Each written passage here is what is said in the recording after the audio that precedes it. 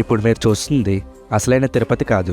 పురాణాల ప్రకారం ఎంతో గొప్ప మహర్షి అయిన అగస్త్య మహర్షి కర్నూలుకి 100 కిలోమీటర్ల దూరంలో ఉన్న యాగంటి గుడిలోనే వెంకటేశ్వర స్వామి విగ్రహాన్ని ప్రతిష్ఠించాలి అనుకున్నారు. కానీ విగ్రహం ప్రతిష్ఠించే సమయంలో ఆ విగ్రహం యొక్క కాలు దగ్గర చిన్న మొక్క విరిగిపోతుంది.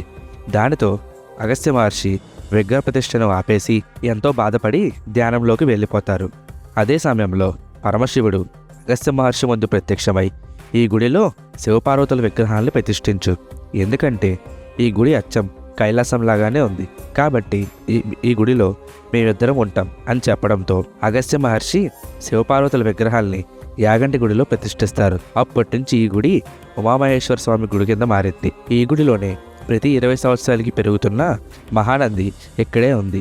ఈ నంది కొంచెం కొంచెంగా ఎలా పెరుగుతుందో శాస్త్రవేత్తలకు మరియు అక్కడున్న జనాలకు కూడా తెలియదు. ఈ నంది ఎప్పుడైతే పెరిగి పెద్దదై ప్రాణం వస్తుందో అప్పుడే కలియుగాంతం అవుతుందని, ఎంతో పెద్ద విధ్వంసం జరుగుతుందని స్థానికులు మరియు పురాణాల్లో కూడా చెప్పబడింది. దీని మీద మీ ఒపీనియన్ ఏమిటో వీడియోని లైక్ చేసి కింద కామెంట్ సెక్షన్లో చెప్పండి.